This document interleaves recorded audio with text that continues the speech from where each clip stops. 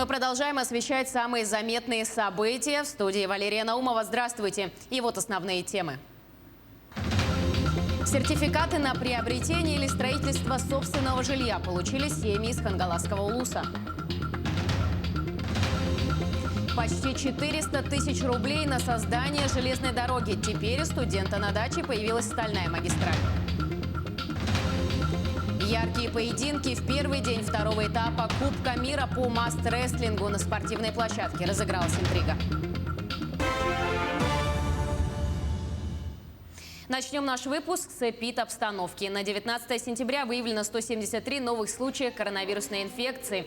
Так, в Якутске зафиксировано 102 случая, в Сунтарском районе 12 случаев. В Мегино-Кангаласском 6, в Вилюйском, Нерюнгринском, Нюрбинском и Татинском районах по 5 заболевших. В Алданском, Амгинском и Усть-Алданском по 4. Еще в 12 районах зафиксировано от 1 до 3 заболевших. Мы понимаем, что сегодня на наших избирательных участках мы, реализуя свое конституционное право, создали все условия для того, чтобы выборы прошли безопасно. Тем не менее, я обращаюсь к гражданам республики в настоящий момент. В случае, если вы чувствуете недомогание либо поднятие температуры, соответственно, обращаться в избирательную комиссию для того, чтобы реализовать свое право на дому, и сразу обращаться в учреждение здравоохранения для того, чтобы решить вопрос о своем диагнозе в части исключить ковид или ОРВИ для того, чтобы начинать свое оздоровление. К другим темам. Нынче в Хангаласском улусе 20 семей стали обладателями сертификата на приобретение или строительство собственного жилья. Данный сертификат покрывает минимум 30% стоимости жилья для бездетных пар и 35% для пар с детьми и одинокого родителя. Подробности смотрите в сюжете Виолетты Засимовой. В Хангаласском улусе практика выдачи жилищных сертификатов действует с 2007 года. С того времени свои жилищные условия улучшили 168 молодых семей. В этом году получателями стали 20 семей из 10 муниципальных образований улуса. Это у нас Синский наслег, Первый Мальжагарский наслег, Бестях, Максуголлох, Жерский наслег, Оптемский и Заречная группа наслегов. Это Жемконский первый, второй и Качкатский наслег. Обладателями сертификата могут быть молодая семья с детьми или без детей и одинокий родитель в возрасте до 35 лет. Им необходимо встать на учет в местной администрации как нуждающиеся в жилом помещении, а также иметь достаточный доход или денежные средства для приобретения или строительства жилья. Сертификаты финансируются из 3 бюджетов – федеральный, республиканский и муниципальный. Объем в этом году составил для 20 семей более 13 миллионов рублей. Из них более 5 миллионов рублей госбюджет и более 7 миллионов рублей муниципальный бюджет. Наслеги, да? Да. Как выяснилось, молодые семьи, получившие жилищный сертификат, предпочитают строительство частного дома, нежели чем покупку готового жилья. В том числе и семья Винокуровых из села Качкатцы. Они взяли ипотеку на строительство дома, а средства жилищного сертификата в сумме 430 тысяч рублей использовали как первоначальный взнос. Вот сейчас материалы пришли. В октябре должны уже моя очередь прийти, уже должны построить. Сначала фундамент, потом уже постройку дома уже. Площадь 64 квадратных метров, брус дом 18 на 18 брус. Одноэтажный? Одноэтажный. Благоустройство и так далее. Благоустройство, все есть, все будет, там душ, туалет, септик туда-сюда, все Газ будет. здесь есть? Газ нету, я буду строить, маленький котельный буду строить. По словам главного специалиста по молодежной политике улуса Василия Васильева, город Покровск, Заречная группа наслегов и наслеги долины Эркени ежегодно предусматривают средства в своем бюджете на софинансирование жилищных сертификатов. Поэтому в этих муниципальных образованиях больше всего получателей данной социальной выплаты. Виолетта Засимова, Федор Тарасов, Хангаласский улус. Тем временем в Харанском наслеге Мегино-Кангаласского района открыли бюст видному государственному и общественному деятелю Якутии Аялу Степанову. Свой путь становления Аял Степанов начинал с самого детства в родном Мегино-Кангаласском районе. Именно там были заложены истоки его любви к родной земле и патриотические чувства гражданина республики. Аял Степанов был профессионалом, организатором аграрной науки и производства. Душой и сердцем Аял Иванович был истинным патриотом своей родины, своего села. Он всегда думал и заботился о селянах, о развитии сельского хозяйства. Мы будем всегда помнить нашего коллегу, друга Аяла Ивановича Степанова. В этом году в Ленске будут отремонтированы самые проблемные участки дорог. Это отрезок улицы Каландарашвили от кольцевой развязки до набережной, улица Заозерная от перекрестка с улицей Нюйской и до дома 49. А в микрорайоне Северный полностью демонтировали старое дорожное полотно на проспекте Строителей. Это, пожалуй, самая болевая точка на карте Ленска. Анна Кожевникова проверила, как идут работы. Участок дороги из старинной части города Мухтуи, ведущий на красавицу набережную Ленска, давно требовал ремонта. И вот, наконец-то, жители увидели тяжелую технику на этом отрезке улицы Каландарашвили. Подрядная организация выполняет работы в сухую погоду, так как для хорошей сцепки асфальта необходимо тепло, чего в сентябре в нехватке. Но, тем не менее, солнышко побаловало ленчан своим визитом, и работы по асфальтированию близятся к завершению. Общая площадь получается здесь около 1700 квадратных метров. Укладка идет 8 сантиметров. Сейчас положили первый слой. Единиц техники у нас задействовано 5 единиц техники. Ну и планируем, если погодные условия нам позволят, до конца недели второй слой положить. Работы начались в сентябре из-за ставших стандартными для ленчан причин. Трудная логистика. В этом году сильное задымление на Лени длительно задержало многие контейнеры с грузом в пути. Так, свой битум подрядчики ждали почти месяц. С 4 августа по 2 сентября. В поздние сроки в этом году заключены все контракты. Например, в микрорайоне Северный подрядчик опасается, что не успеет до холодов произвести укладку асфальта. К тому же здесь немалый фронт работ. Целый проспект. Будет асфальтировано 2 кольца под автобусы. Это на Конечной, где садик у нас, и вот здесь вот в начале. В этом году единственное у нас такие нюансы. Там у нас 1400 тонн асфальтно-бетонной смеси заложено. Но мы будем просить о переносе сроков, потому что сейчас там минусовые погодные условия будут, минусовые, да? И как бы в минус асфальт мы ложить не собираемся. Жители рады такому повороту событий. Асфальтирование этой улицы ждали давно. Когда здесь строительство шло, здесь же много карьеров, ездили тяжелые машины, и вот они всю дорогу, как говорится, выбили, и вот дорога вот в таком состоянии. А вот по улице Заозерной от перекрестка с Нюйской до дома 49 жители уже могут ездить по новому асфальту. В этом получившем в народе название Шанхай районе города не только жилой сектор, но и несколько соцобъектов, в том числе техникум и бизнес-инкубатор. В ближайшие годы начнется строительство новой школы на 900 мест, поэтому свежий асфальт здесь как нельзя кстати. Анна Кожевникова, Виталий Андреев, Ленск. А вот строительство новой, но уже железной дороги воплотила в жизнь 17-летний студент из Ленинградской области. Владислав Иванов с помощью друзей построил полноценную железную дорогу на даче. Для Владислава это первый проект, который он воплотил в жизнь. На его создание у молодого человека и единомышленников ушел год и почти 400 тысяч рублей. 250 из них – это изготовление самого трамвая. Подробнее в сюжете Ульяны Шагиной. Трамвай номер 1 отправляется в путь. Недолгий, всего 120 метров. Но главное здесь не протяженность маршрута, а то, что сделан он своими руками. Трамвай работает на аккумуляторах, которых хватает на целый день. Автором чудо-техники стал Владислав Иванов. Студент решил не ждать окончания учебы, чтобы воплотить детскую мечту в реальность.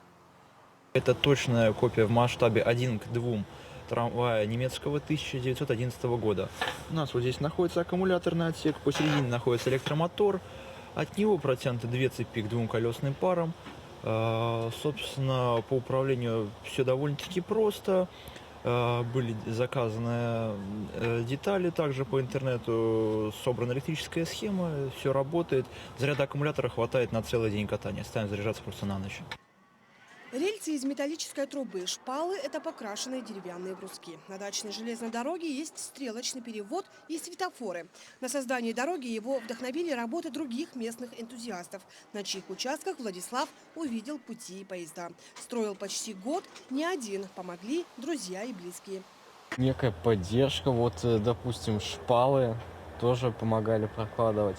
У нас просто еще ребята есть, они, к сожалению, не смогли присутствовать. Но как-то так вот. То есть вот укладывали, покрывать специальным составом эти шпалы. Это работа тоже такая весьма. Максимальная скорость трамвая 25 км в час. Это не намного медленнее его подлинника. Если с виду конструкция выглядит замысловато, в управлении все иначе. В планах у юного Кулибина достроить вокзал с 2 платформами, добавив пассажирские и грузовой вагоны. Мы сделаем платформу, освещение и прочую инфраструктуру. Также удлиним путь, сделаем грузовые пассажирские вагоны. А в ближайшем обозримом будущем, это где-то 3-5 лет, планируется паровоз. Вот, пока что у нас есть чертежи, и в скором времени начнем потихоньку его делать, потому что это дело не быстрое, сложное, но и интересное. В семье Владислава изобретению только рады. Они уже придумали способ, как использовать трамвай в быту. К примеру, возят на нем стройматериалы или дачный урожай. Ульяна Шагина, Владимир Борисов, Ленинградская область. Сунтарское небо озарило одно из красивейших природных явлений планеты – северное сияние. По словам местных жителей, это произошло в районе 4-5 часов утра 18 сентября. Очевидцы говорят, что увидели северное сияние на границе сел Тайбахой и Сунтар. Очевидцами северного сияния стали еще и жители Мурманской области. Небо над рекой Пак, находившейся в 30 километрах от Мурманска, было озарено данным природным явлением. На снятых кадрах можно увидеть, как небо переливается различными красками от темно-фиолетового до светло-бирюзового цвета. Северное или полярное сияние – это свечение верхних слоев атмосферы, обладающих магнитосферой планет при взаимодействии с заряженными частицами солнечного ветра. Перейдем к новостям спорта. Первый соревновательный день второго этапа Кубка мира по масс-рестлингу принес российской сборной 5 золотых, 3 серебряные и 4 бронзовые медали. Мужчины соревновались в 4 весовых категориях от 60 до 125 килограмм. Женщины в 3 от 55 до 85 килограммов. Свое лидерство на помосте в очередной раз подтвердила якутянка Наталья Черноградская. Удача была и на стороне Артема Зорина. Настоящий шквал эмоций также подарил поединок мастера спорта России международного класса Павла Черноградского и спортсмена из Венгрии Шандора Дараша. На помосте разыгралась интрига. В какой-то момент венгерский мастер-рестлер вырвал палку у нашего спортсмена и сравнял счет 1-1. Зал застыл в ожидании. Но Черноградский успел реабилитироваться и вышел победителем. В Стамбуле проходит второй день соревнований. Сегодня вечером состоится чемпионат Европы по масс-рестлингу в абсолютной весовой категории. В целом все хорошо, качественно, хорошо сделала вес вчера сразу и выступила сегодня хорошо. Ну вот тяжело именно в часовом поясе. Это же мы как будто в Якутске сейчас 9-10 вечера, да? Ага, соревнуемся. Вот это, с этим тяжело больше всего. Свою победу хочу посвятить памяти Владимира Евгеньевича Калинина, который несколько месяцев назад ушел из жизни от коронавируса.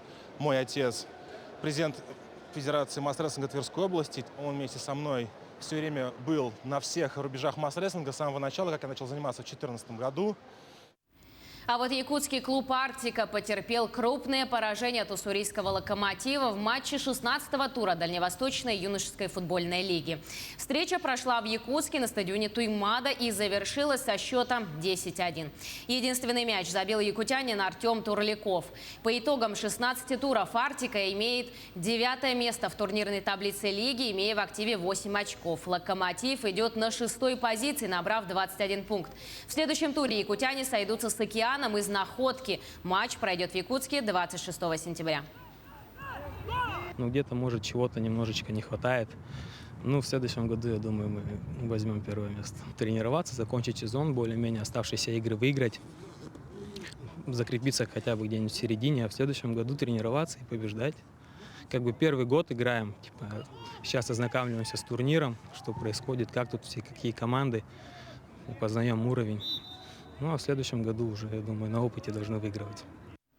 Предлагаем вашему вниманию брифинг по избирательной кампании. Узнаем о текущей ситуации на избирательных участках. Александр Васильевич, добрый вечер. Как проходит голосование в республике? Уважаемые избиратели, трехдневное голосование в Республике Саха-Якутия заканчивается. В большинстве районов осталось 2 часа голосовать. Ну а в Колымо-Индигирской группе районов, исключая Аймиконский район, голосование уже завершилось. Ну и вот в Аймиконском районе и Янской группе районов оно завершится через час. Нужно сказать, что активность населения растет. 13,5 тысяч у нас пришло сегодня, уже сейчас проголосовало. Нужно сказать, что это прибавка к 3 часам 6%.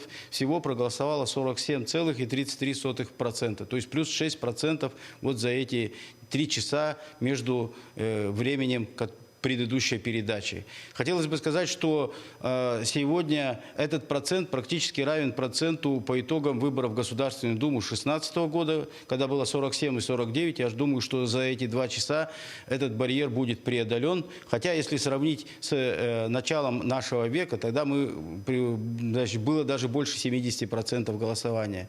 Нужно сказать, что сегодня 7 районов у нас проголосовало уже там больше 60%, ну а в Анабарском районе у нас проголосовало больше 70%.